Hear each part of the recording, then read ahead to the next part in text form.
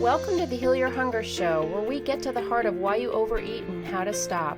If you struggle with food and weight like I did, welcome home. Welcome everybody to the Heal Your Hunger Show. So happy to have you here. It is a great day to be alive, and I'm so excited about this really unique conversation. It's different than usual Heal Your Hunger fare, okay? If you're looking for a shot in the arm, a boost to your mood, a feeling of being uplifted and inspired, stay tuned. So before I bring my guest on, I just want to say that we are getting everything behind the scenes ready for the incredible Make Peace with Food retreat. This is coming up very quickly. So join us by going to healyourhunger.com and checking out the invitation to be a part of the Make Peace with Food retreat. This is an online 3-day immersive experience to heal your relationship with food, to start that healing journey. The tickets are super inexpensive. It's an intimate setting online, 3 days. It's like going to a conference, but you're online. You don't have to leave your house. All right. You don't have to pay all the travel expenses, but clear your schedule, do whatever it takes. Tell everybody else this is you time, and join us so you can finally address and heal the underlying causes of what's driving you to eat. Very special experience. The women who have joined this in the past, they speak volumes. They can't even believe that they're not the same person after 3 days that they were when they started. Give yourself this opportunity to be with other women who struggle with food and weight. We do accept men as well. You're welcome to come. But yeah, it's a special, special time. I have some really lovely guests, a chef who will be making some meals, teaching us about that. We're going to be doing some movement sessions, but you're going to be really looking into, the inside workings of you and what's been blocking you from reaching your weight loss goals, from having peace around food. That's what I want for you. It's called Make Peace with Food. Love your body, love your food, love your life. I hope you'll join us. Okay, so the guest I'm bringing to you is a good friend of mine. Her name's Sal Dana, and she is just so beautiful. She has gone from red carpets to empowering women online and helping them shine their light, come out from the shadows and shine their light. And even though her primary goal is to help women entrepreneurs, I invited her on this show to have an open and honest conversation about her own inner transformation that she's been through in middle age, in major transitions in her life. And she's just so lovely. She speaks with an incredibly delicious Australian accent, and she shares very vulnerably about what she's going through and how she's transforming right now and how she's stepping out of her own darkness into a new light that enables her to shine the light even brighter. And I just want this for you as a source of inspiration, as an encouragement to get out of your own way, step out of the fear, and live your best life. So let's go ahead and chat with my good friend, Sal. Sal, we're on. Hello and welcome to the Heal Your Hunger Show. Welcoming me is like such a gift because I'm so grateful. I'm excited. Like I'm terribly nervous and excited because I adore what you're doing and this podcast. I listened to some episodes recently and I was really moved by the depth of what you bring actually to these issues. Thank you for having me. I received that. I appreciate that. And I love you, on a personal level and professionally, what you're doing for women to help them just be seen and step out into the light and to embrace midlife challenges and changes and reinventions. And you are walking your talk along those lines. So we were just chatting before we decided to just go live and about your most recent reinvention. So the background for people is that Sal is a friend of mine and we met in an women's entrepreneurial group and became fast friends because we have so many things in common, including overcoming addictions. And so I love that about you, Sal, is that we have, parallel journeys along those lines. But I just love that you are I heard you say, maybe I'll just sell everything and go take it on the road. I heard you say that like a year ago. And right now it seems to be what you've done. Can you talk about this? Yeah, I had been having this feeling for a while of a bigger calling coming through, right? I actually had a drop in some years before the pandemic that I would one day be on the road from a bus, giving healing across land, sea, and country with people. And then it kind of expanded with Radiant Love. And then it expanded again to Prosperity for the Journey when I was in India. And then I stepped in and went into that entrepreneurial journey. And I had been behind the camera and helping other businesses and other individuals get their vision out on the online, right? And through filmmaking and being a producer and big films to small films, but everyone else's dream and vision. And this was the first time I saw something for myself, but I had no idea. And again, I was just that I'd be helping other people. Anyway, I'm doing this entrepreneurial journey and I started helping other women. I'd never done that before. I stepped in front of the camera myself and I experienced such a shame spiral that when I came up out of that shame spiral from getting visible myself, putting myself out there in the spotlight, I could unpack it using my healing practitioner tools and using my producer tools. And I was like, I wasn't being authentic at truth. Wow. And so I'm getting shivers as I say this. So this authenticity piece came up. And then, about a year ago, you're dead right. I think we were in Santa Cruz. I started thinking and feeling into this potential of the worldwide global awakening around consciousness. And, people talk about mindset and meditation now in ways they never did, as you know, right? Yeah. Your work is transforming like millions of people that you don't even know about online. You don't even know. So I was like, okay, that can be bigger now that we've got the internet. And I love a bit of van life Instagram. Who doesn't love a bit of, van life porn, right? And and so I was getting all romantic about it in my head. And I've been a producer and you make films and you go on the road and you're somewhere for 4 to 6 weeks and it's a family and you do. So I had all these like kind of preconceived ideas. I was like, you know what? I sat with it. I got advice. I really tried not to do anything impulsive because I'm completely impulsive. And then one day I was just like, I woke up in my dream house that I'd bought as an entrepreneur with my orchard and my little dog. And I was extremely lonely. Wow. I'd isolated myself. I'd isolated myself in a way that I didn't even realize I had isolated myself. I'd gone into workaholism. Wow. There were no friends, no family had come to visit me in my dream home. I'd had 2 visits in 3 years. Like, I was like, wake up, sister. Well, I mean, to be fair, it was the pandemic. I moved there to be closer to my father, though, and my family. Okay. So there's I was like, okay, no one's, it's that little bit too far. It was my dream home, but it was like in a cheap, nice, beautiful place. Like it was affordable for me. Do you know what I mean? Sure. So it wasn't like my family were like, yeah, we like the top of the hill, not the bottom of the hill. and that speaks to the isolation that I always put myself in around them as well. Just making myself out of reach, Tricia. Setting myself up for failure, setting myself up to be isolated, setting myself up to be a solo player. And that's, just as a trigger warning, that comes from really old trauma.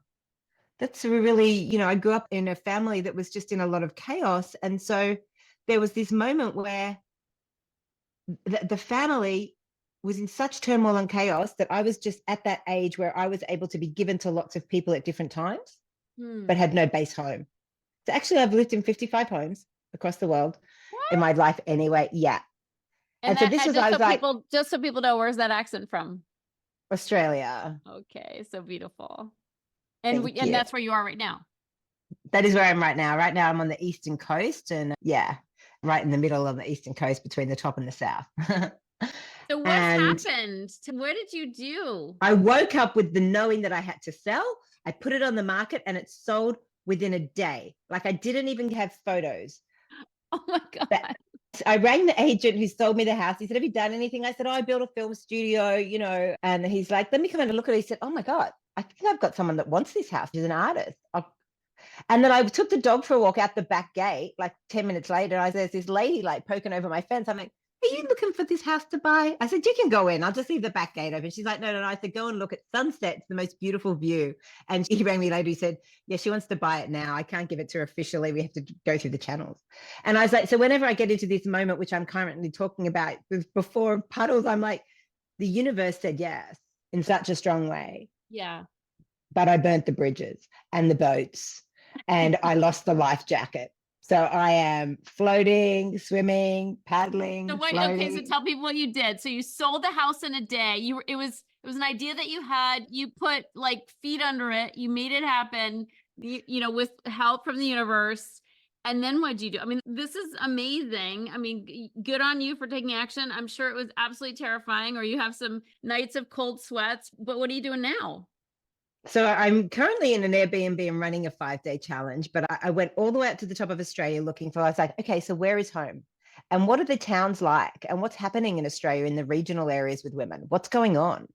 How are they getting empowered and how they embodied themselves and what are their businesses doing? And it was eye-opening to see, honestly, how little Australia is into its entrepreneurial spirit for women.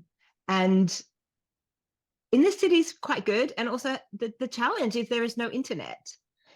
Like, Oh, that's a challenge when you're an online business. right? I say, I didn't really think that through, which is crazy that I didn't. I bought a satellite. I mean, I really took the steps. I'm a producer, right? I'm like, okay, I'm going to produce this thing. Well, yeah, nothing worked. Wow, beyond your control, huh? Nothing has worked. My plan hasn't worked out. And there's a great lesson in that. Okay, so talk to us about the lesson. It always comes back to me to be just here for today. How can I be of service?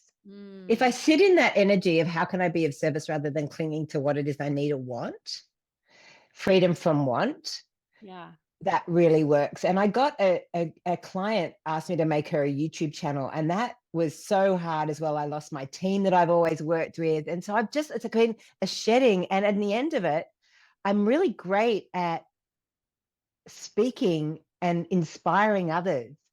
And that would be like such a stretch for me to get on a physical stage and share my story. And so that's where I'm going to start to go at a small level in those country halls I've seen. How could I do this differently and set up opportunities to do hybrid little events, which for Australian women could also be a solution for them. And so, yeah, I think the lesson is, how is that going to transpire today? What small thing can I do today? And also, I've allowed myself to share my vulnerability with people and say that I haven't got it all together. And that's been huge for me. Oh, Yeah. and I know that will resonate with those listening, because we, as emotional eaters, love to look like we have it together whilst binging late at night, in crying as we do it. So we know about that double life. So I love that you're stepping into just being authentically you. And that's a lesson for all of us. And also, I learned something, Tricia, which really surprised me. I was in a campground with my van. I had to give up my dog. This will make me cry. Oh, Yeah, because he hurt himself twice in the van. It was my dream, not his. And he's a beautiful beagle and he really healed me. He was a service dog. And, you know, to have non-attachment has been another really big lesson to everything, getting rid of all of my possessions to go on the van. Oh, what? yeah, I was that's like, talk about incredible. shedding, Yes. shedding was just, so it's been an internal shedding, an external shedding. And who am I here now then? If this is it at 54, who do I get to be and become? And how do I serve from a place of total innocence and openness? I love that, Sal. I love that, because I think that's, especially, starting in our 50s, that's what happens, right? Is that we may not be, moms to kids at home anymore. We may not have the jobs that has created our identity for so long. We may not be married anymore, from whence we got our Yeah. identity. So the shedding is real for women, middle-aged women, and I'm middle-aged 50s, 60s, 70s. 80s, so 80s, the new 70s. So it's a thing, right? It's a thing. And then I'm just going to say, because you use the word shedding, I mean, it's shedding of pounds too. We all think, oh, if only I used to always think, if only I could lose X amount of pounds, I'd be happy. But anytime I would diet and lose those pounds, I wasn't happy because I still had the old identity and I was clinging to whoever I was, even though it made me unhappy. It's what I knew. It was the familiar. And I believe that's a big part of what self-sabotage is about, is that we haven't made space for a new identity. We haven't stepped in a new identity. And so we go back to what we know, right? Which is the struggling fat girl or fat woman or whatever. And so, wow. Tricia, can I just speak into that identity piece is ringing true. Like, I'm like, wow. And I'm going to share something with you now, which I haven't shared with anybody actually. please. One person who's a coach friend of mine, but I don't think she understands the magnitude of this, is I have lost everything in this decision. I can hear that. It's huge. No. Money as well. Everything I made on those houses over the last 3 years has gone. Wow. Everything. And so I woke up about 3 weeks ago in that puddle I was telling you about. And I was like, I had $86 or something like in my bank and $4,500 in debt and that van and no dog and no nothing, no family for Easter. I was like, what? Wow. And I thought, okay, I don't know what else to do except to go live, to set up my camera.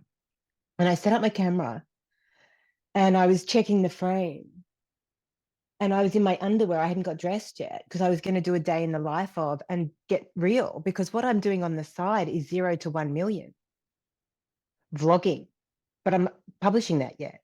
Okay. Because this journey has been intense.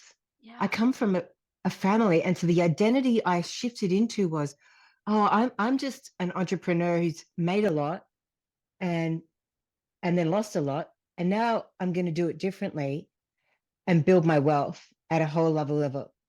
And as I build my own wealth, I'm going to build other women's wealth with them. Beautiful. And I changed my affiliate program. I was like, that's it. People get 40%. Like, I'm like, that's it. This has got to change. I've always seen that there's this huge moment of change since I was 20 sitting in a cinema. I knew that screen stories would change the world. And now that women have the power to be on the screen to change the world, this is the moment of global embodiment and empowerment for women. I just know it in all my heart and soul, but we do it by really raising each other up and through a business sense as well. Anyway, I had to shave. I don't have a millionaire's identity. I don't have it. And it said, because you have a billionaire identity, the voice. I was like, what? No, it's too much. It's too much, billionaire. I was like, okay, are there other women billionaires? What do they do? How do they do it? Oprah did it through screen. So the identity shift for me to move into that means it doesn't matter where I am today. I'm like, oh, it's coming. It's here. I'm just got to do what I'm asked to do and step in. But when I looked at that camera that I went to go live to, I was in my underwear, my bra and my underpants. And I've always shamed myself. That's what trauma did for me. Yeah, we all know about that. And I looked and I thought, oh, I look all right for 54. You bet. And I was like, I'm going to put that on a reel on Instagram. 5 years ago, I was judging women. Today, I'm putting myself up in undies, I love that. And that's why I call it trauma to trailblazing. Yeah. I love that. So beautiful, Sal. Thanks for your courage to take this journey that you're on, both personally and materially. And I think a lot of people listening, it's not a rags to riches, straight shot to where we want to be. There's a lot of bumps in the road, and those who struggle with food and weight, especially.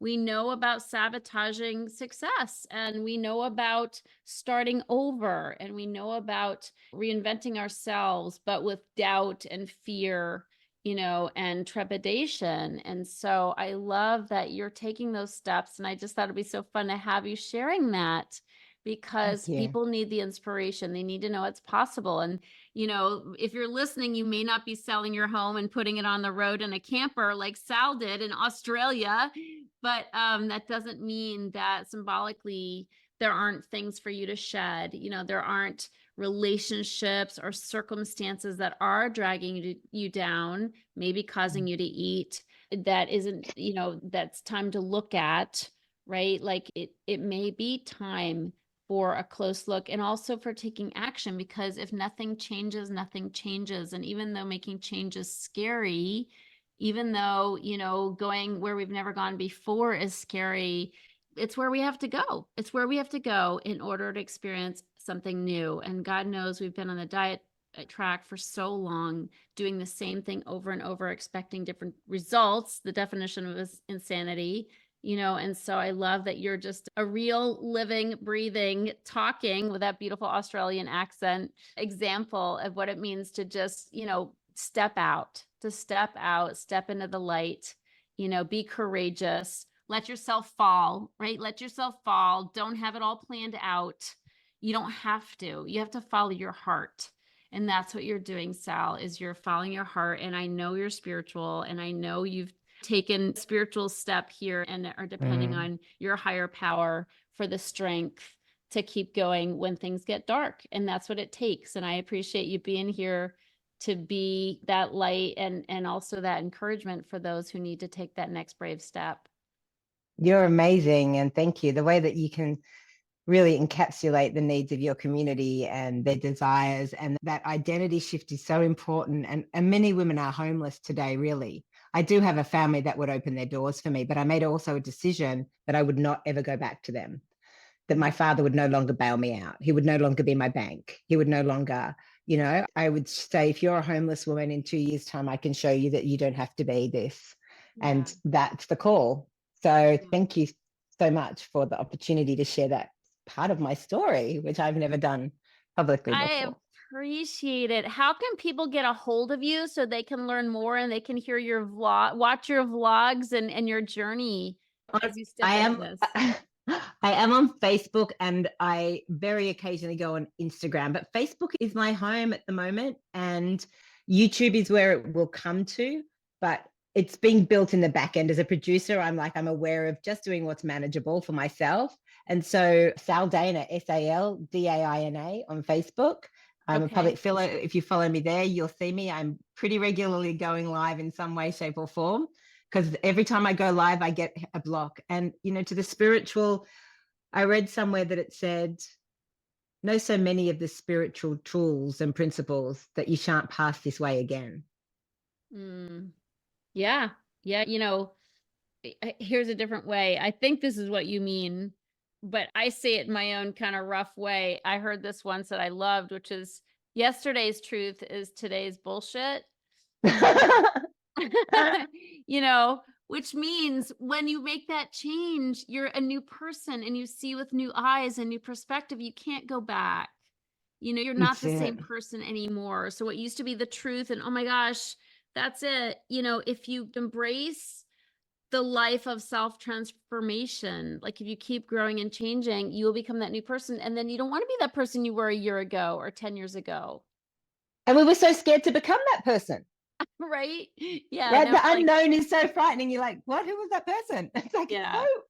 And the point is, it's we do it step by step, day by day.